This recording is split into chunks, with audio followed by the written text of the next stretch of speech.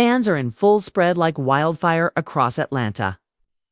A fresh round of rumors has taken over social media, just when everyone believed that Erica Mena and Mendeecees were no longer at odds.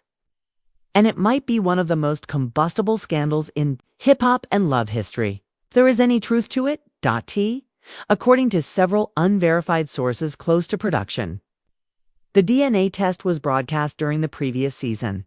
The purported proof that Erica's child wasn't Mendeecees could not have been as authentic as it first appeared to be. Some insiders are even referring to it as an AV1 cover-up. Rumors of a thorough internal inquiry behind the scenes are now circulating. According to the streets, Erica never changed her mind about her claim, has always thought to tote babies Asabi as Mendeecees. Documents purportedly contradicting the results that were broadcast have now inexplicably reappeared. One producer reportedly walked off set last week. Yandi has remained silent. On social media, Menz has stopped talking and supporters are going crazy in the comments. A.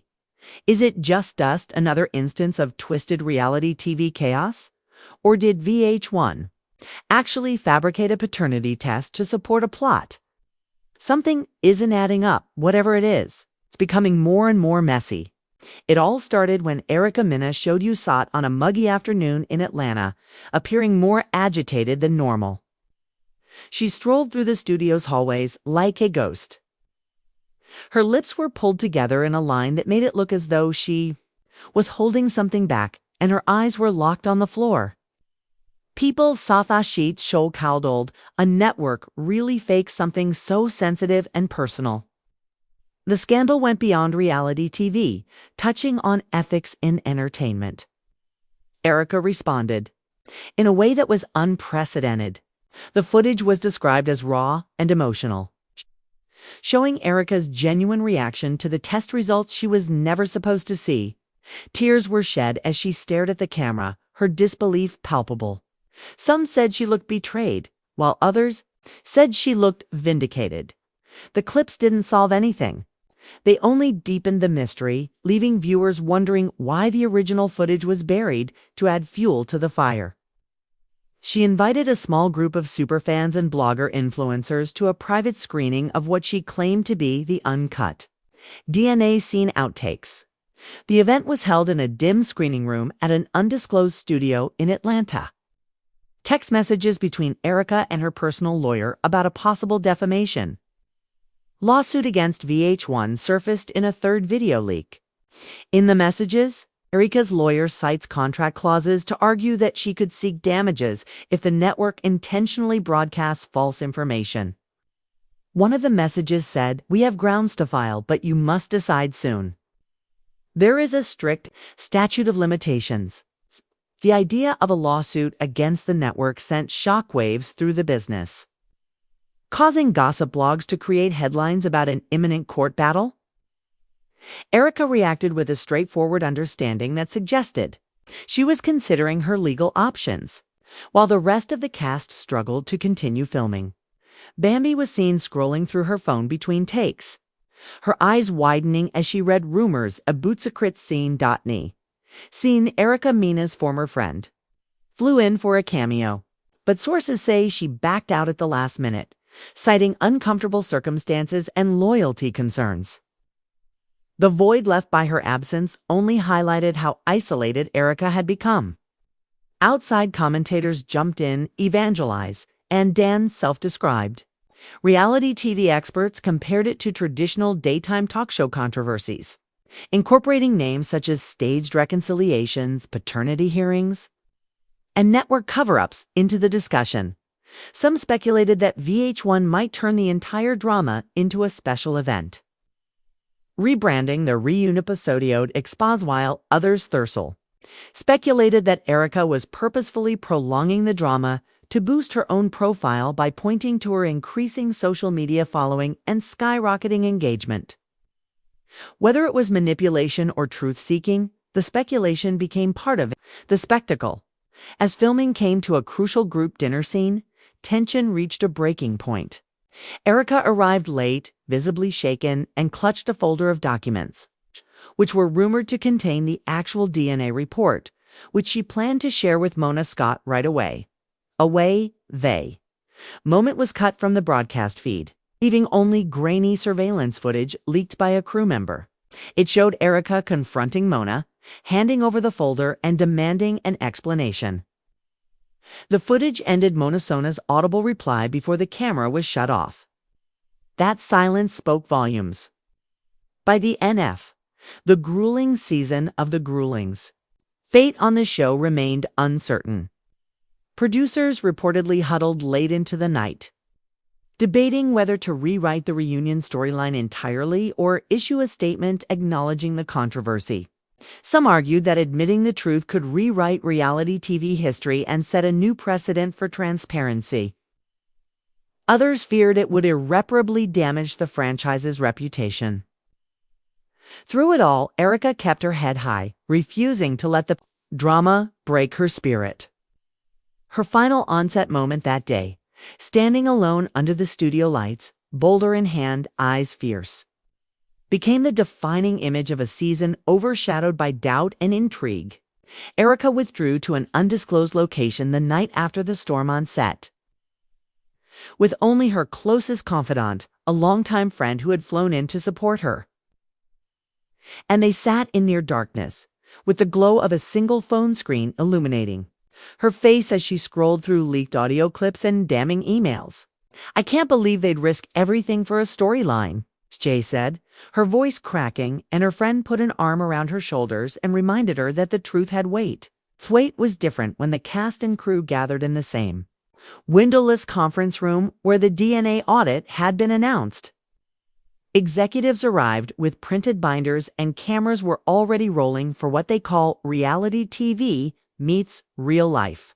One producer spoke to the group, saying in a low voice, "We need to contain rumors before they become front page." Everyone didn't want to be the next victim of a fan-driven conspiracy theory. Meanwhile, a horde of reality TV bloggers and paparazzi had set up outside the studio, holding signs that said, "Release footage, tag footage, and Tage deserves justice." A representative from the network attempted to shoo them away, but the crowd's cries just got louder. Social media was ablaze with live tweets, some denouncing VH1 for allegedly manipulating the show, others defending the franchises, right? To tell a gripping story, Ivana, who had originally withdrawn from her, reappeared on Instalive and said she would fly back for the reunion if the network refused to explain the DNA results. Inside the building, Erica sat in a stark confessional booth, microphone clipped to her top, lights glaring uncomfortably in her eyes. And when the Red Rec producers watched her words from a control room full of screens, with some nodding in agreement and others scrawling notes furiously, word spread that Mona Scott was watching remotely and that Erica's confessional might be the turning point in the network's handling of the situation. However, Mendeecees was nowhere to be seen. "I'm not here to play games." She started speaking steadily, despite the tears welling up at the corners of her eyes.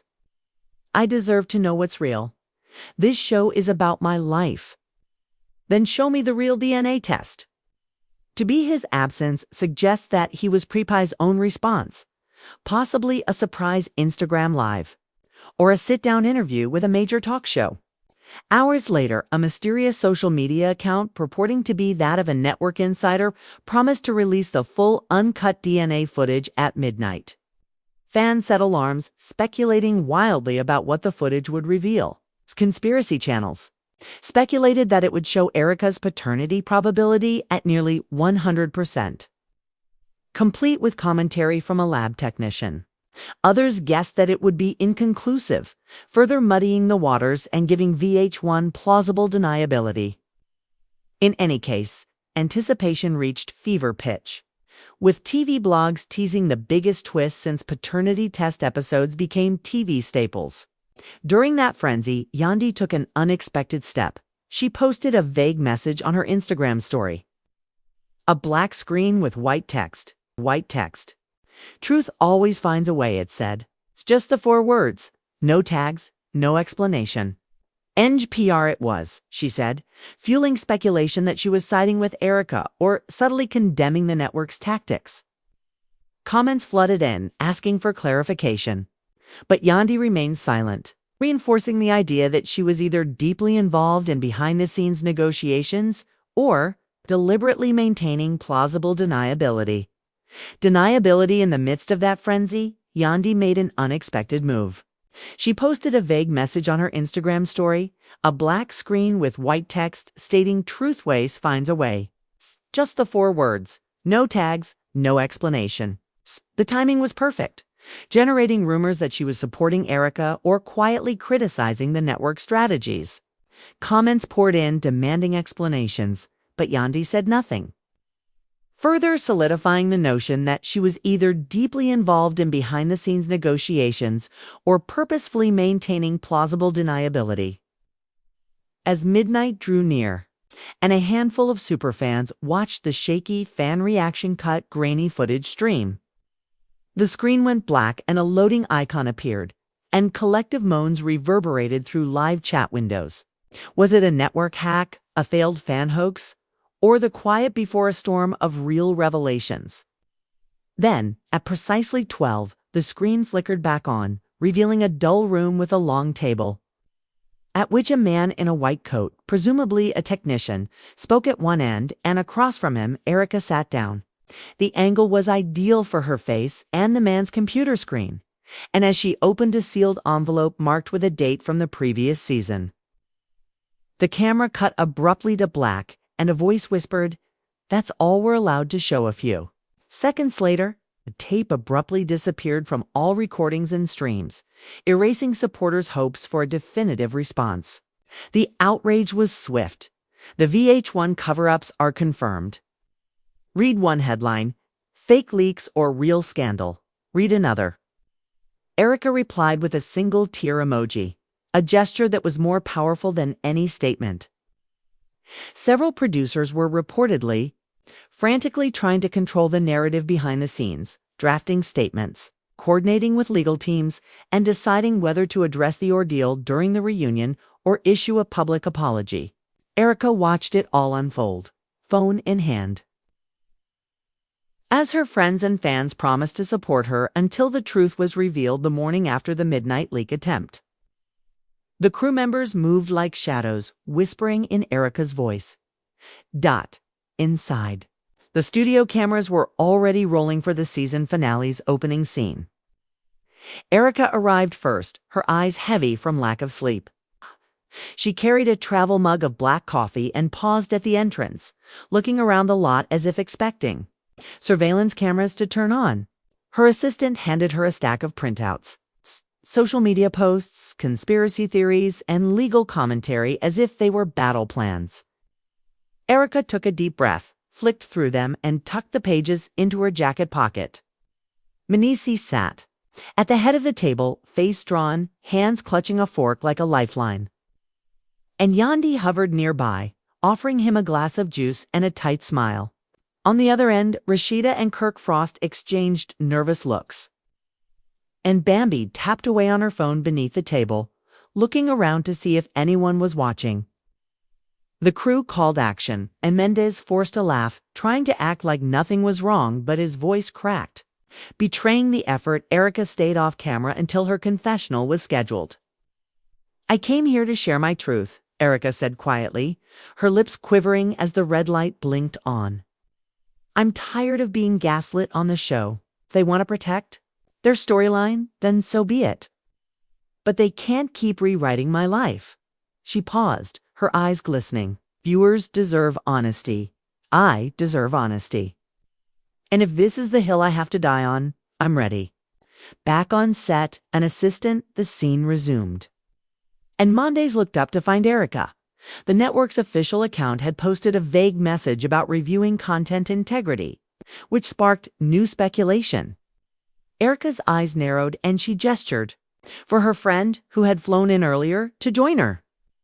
They compared timelines on their phones, charting out when leaks happened, when Yandi posted her cryptic story, and when production pulled the confessional cuts. Every piece of information seemed to support Erica's suspicions, trimming her reaction scene and hiding her raw tears. The director called action again, and Rashida tried a small joke about omelets, but her laugh came out hollow. Kirk gave the men a sympathetic look. They watched him for a heartbeat, a silent exchange full of history. Then Erica turned away and walked to her mark, joining the group breakfast sequence. The tension was palpable, and the click of her heels echoed through the silent studio like a ticking clock. Later that afternoon, a covert meeting took place, began with a measured but firm voice. "We understand your concerns, Erica, but we have contractual obligations, liability issues, and creative considerations." Kara's lawyer interrupted. "We're not here for excuses. Our client's reputation is at stake." Mona Scott Young, along with the executive producer, head of programming and legal counsel, sat at a long table.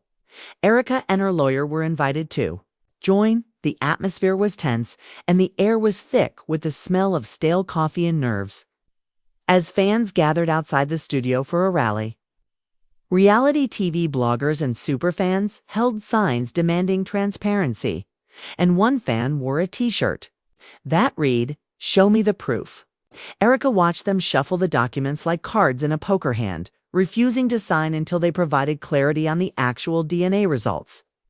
The line between on-screen drama and real life had completely collapsed, and everyone could feel it. Another carried a printed meme of Erica looking betrayed. Live streams broadcast chants that echoed through downtown Atlanta and carried into the studio by open windows. Inside, crew members paused mid-take to check the noise, exchanging worried glances. "I want to see the master tapes," Erica said, leaning forward in the conference room with a low but determined voice. "If the network thinks the DNA test was real, then let me watch it," she continued. "If not, acknowledge that the scene was staged." The head of legal affairs sighed and motioned to an assistant after a lengthy period of silence. A man in a suit brought in a sealed box marked archival footage, and everyone in the space became rigid. This was the actual envelope that had caused so much suffering.